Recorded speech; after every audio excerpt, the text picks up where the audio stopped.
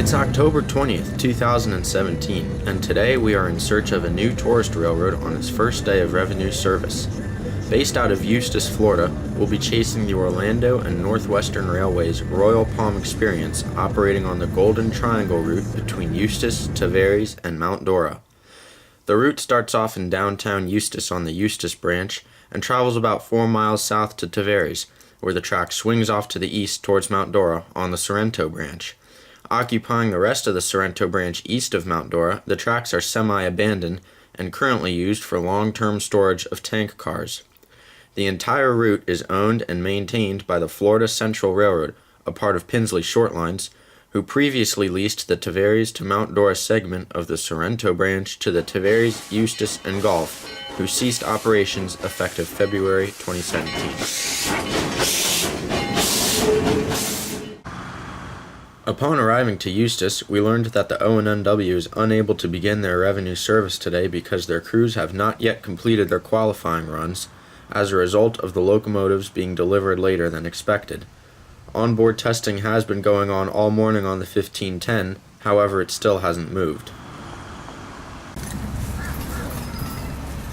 After an hour or so of waiting, O&NW 1510 gets orders to shove its 10-car train north towards downtown Eustis, where they will cut the bottom 6 cars off. These 6 cars are long-term projects and will be worked on by O&NW crews in preparation for their Polar Express excursions.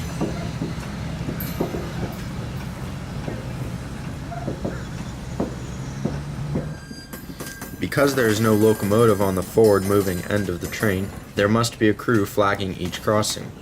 This gets precarious in downtown Eustis, where road crossings are aplenty. The engineer brings the train to a crawl so that the crew on the ground can walk along the train and safely flag each crossing. In doing so, the train effectively ties up the city, but not for too long.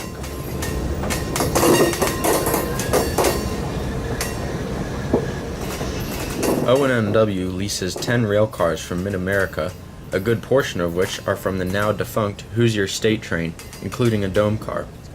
Some cars have heritage from all over the map, including a Norfolk and Western coach and a New York Central dining car, which also provides power. The Jackson Square, O&NW's dome car, was originally built for the Great Northern's Empire Builder and eventually found its way into Amtrak's auto train service. There are supposedly 5 or 6 more rail cars to be delivered, as O&NW wants to run more trains and has big plans for the future.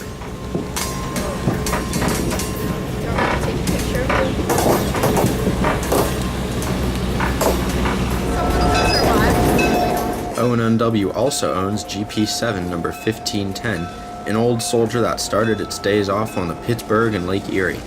Delivered only a couple of days prior, its major kinks still had yet to be dealt with, which included fixing a flat spot on the front truck engineer's side and putting the engine into the much-awaited O&NW paint scheme, which resembles the old Atlantic Coastline's purple and gray. Down from a concrete plant in Valdosta, Georgia, this is its first time running under its own power since arriving on O&NW.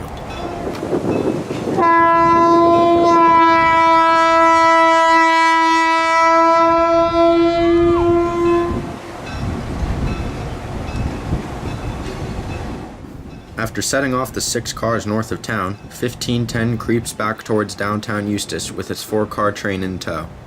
The city of Eustis sits right on its namesake lake and offers a plethora of creative angles to shoot video or take pictures from.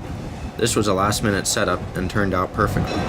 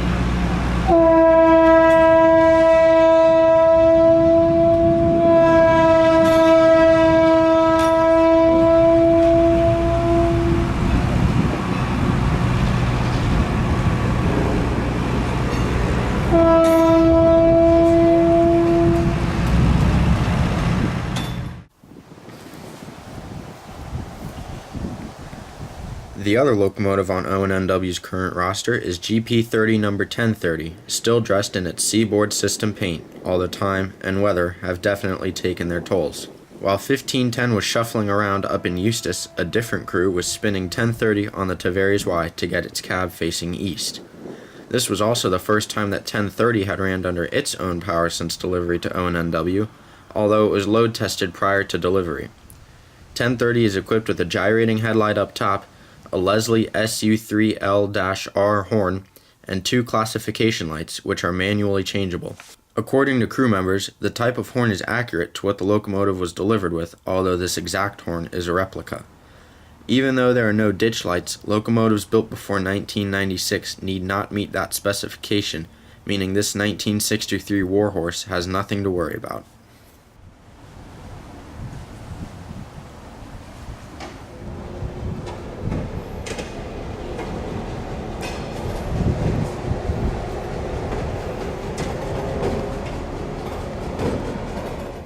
After arriving in Tavares, 1510 has left its train north of the Y and moved solo onto the Sorrento branch where the 1030 also sits, waiting.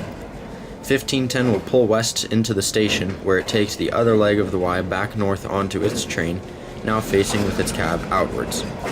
After doing so, 1510 will pull its train south into the Tavares station, where it will then reverse onto the Sorrento branch and couple the back of its train up to 1030.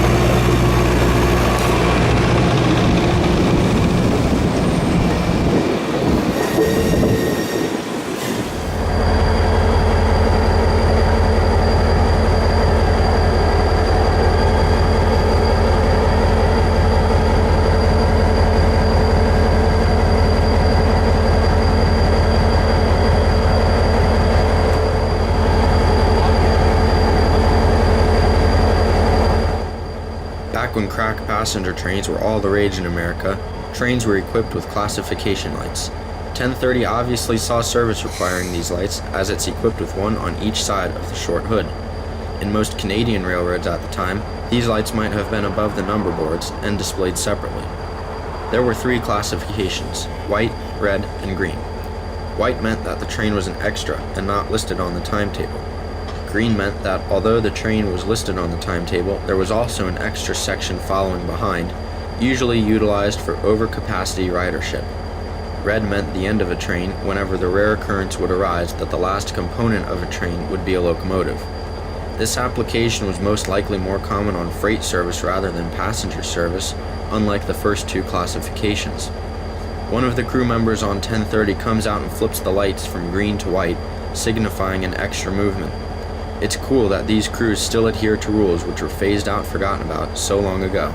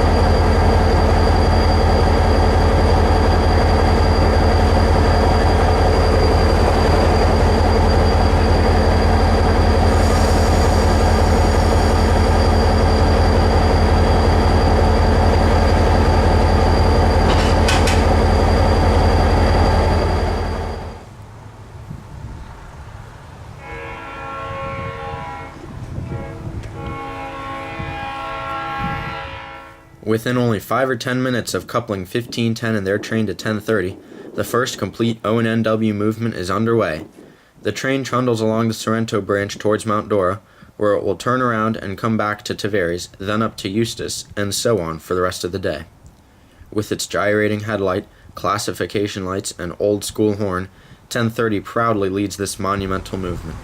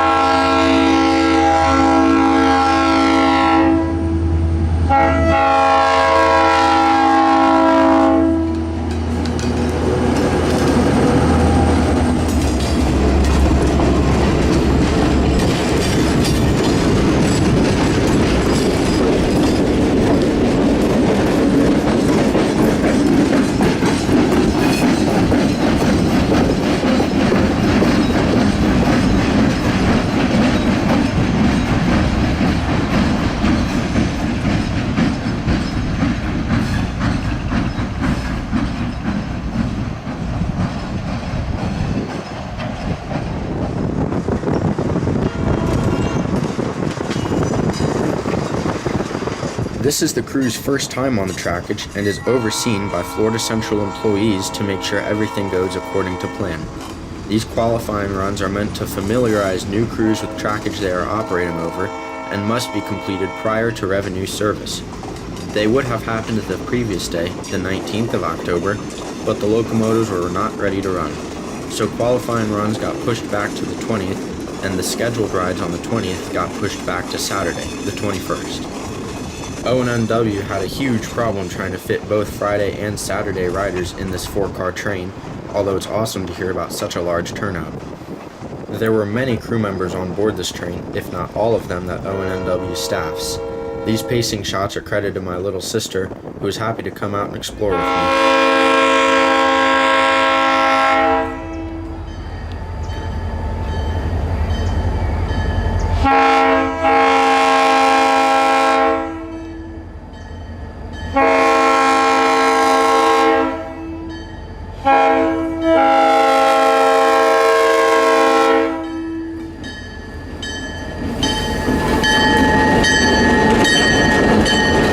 Only a few short minutes later, 10:30 comes wobbling into Mount Dora. This is the first train movement through Mount Dora since February, and the locals were excited to see such a spectacle.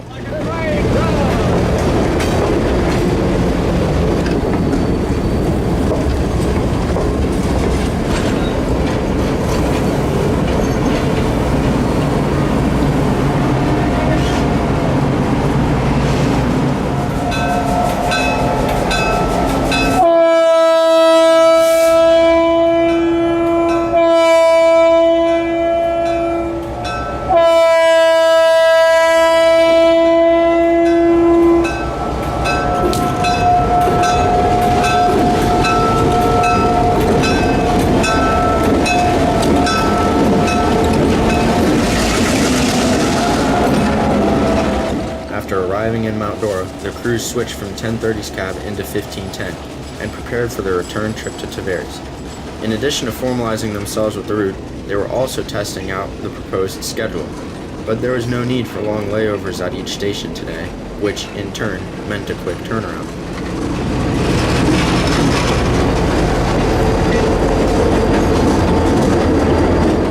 As I watched 1030 make its way back to Tavares, I was very happy with the day's results, even if they weren't quite what we had expected.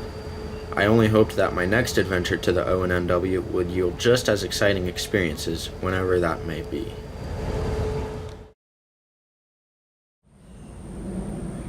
It's only 2 days later, and we're already back to the Orlando and Northwestern. We pulled into the Tavares station with only minutes to spare as we heard 1510 making its way around the corner.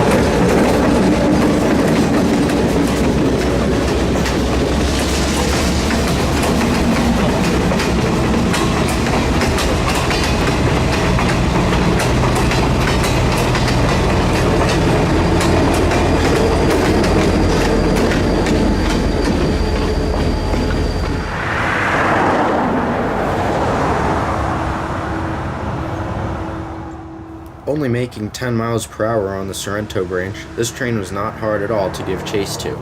We passed them with plenty of time in less than 4 miles, even with roadwork being done. 1510's horn is so soft we almost didn't hear them coming towards us as it rounded the corner. But I guess the loud flat makes up for the quiet horn, as the train was still audible even when it's not in sight.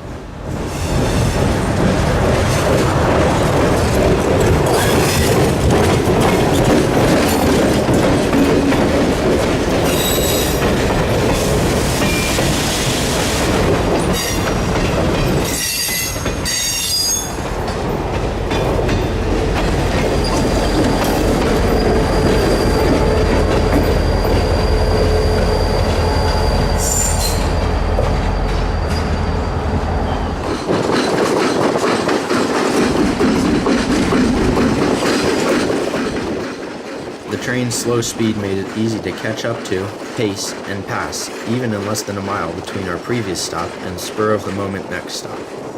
We rolled up to downtown Mount Dora just in time to see the train arriving, although it was a little on the close side.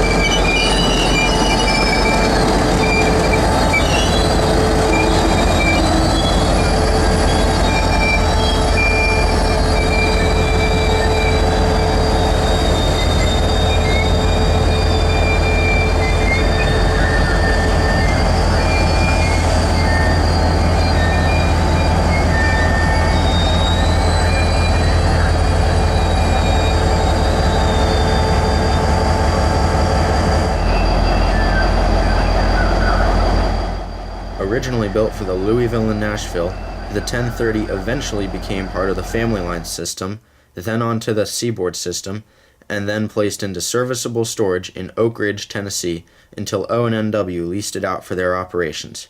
It is only startup power for the railroad, as they expect to receive a handful of purchased locomotives in the future.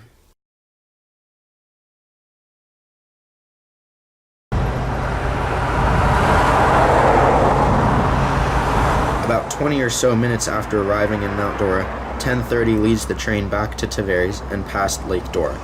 A good portion of the Sorrento branch follows Lake Dora in Tavares and Mount Dora, which makes for some really cool waterfront vantage points.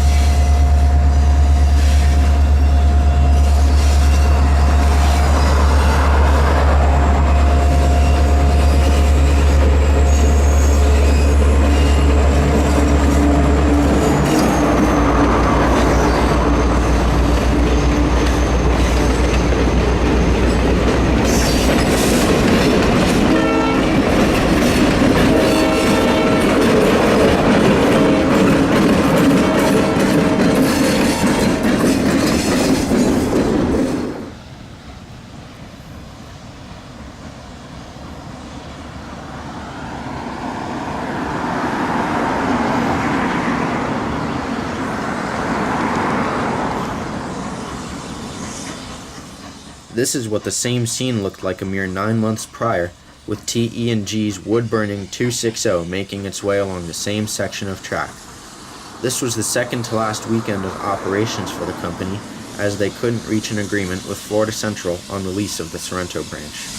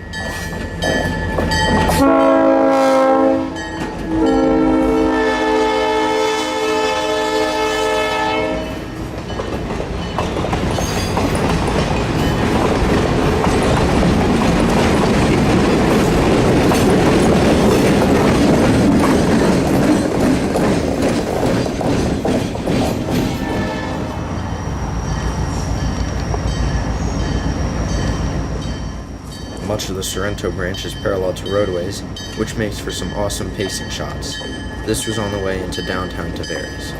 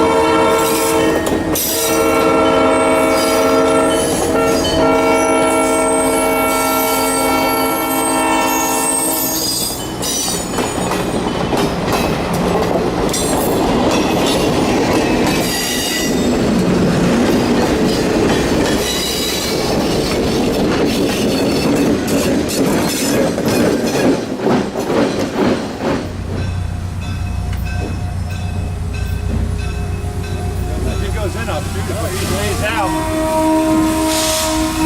He was nice, you heard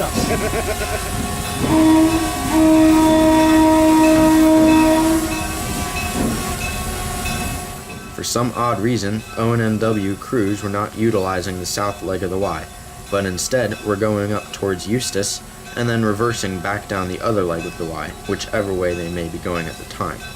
This proved to be much more time-consuming than simply going into the Tavares station and switching cabs from there, but I'm sure there was a reason behind these odd maneuvers.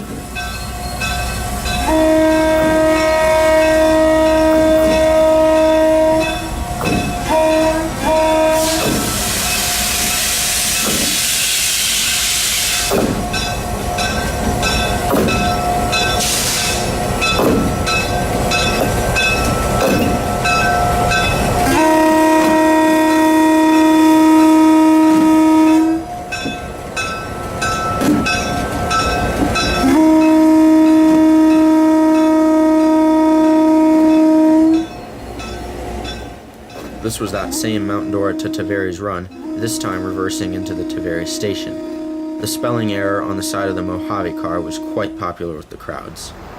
Only a couple minutes later, it departed for Eustis to the north, with a Seaboard System GP30 leading. They're pulling past an old passenger station, built for the Atlantic coastline in 1931. It has since been restored and now occupied by the Tavares Fire Department.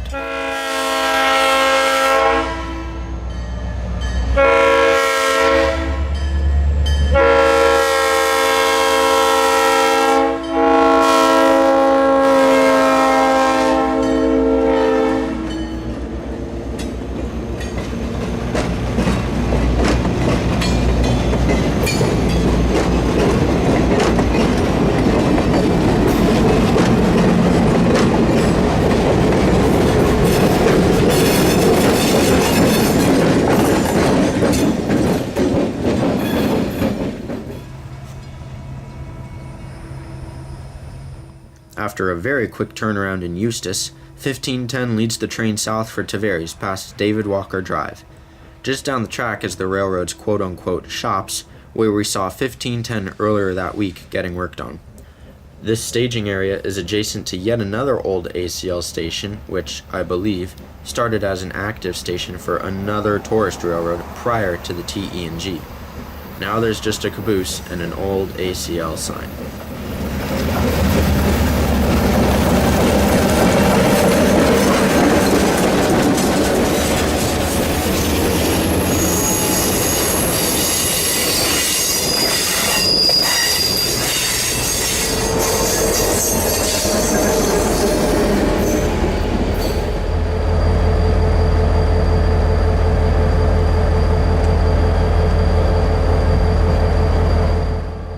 After a nice lunch in Tavares, we headed for Mount Dora, hoping to see the train depart in good light. We got there just in time to see the return trip, with the Seaboard leading. It was only 2 o'clock, and the crew still had a lot more trips ahead of them in the upcoming hours.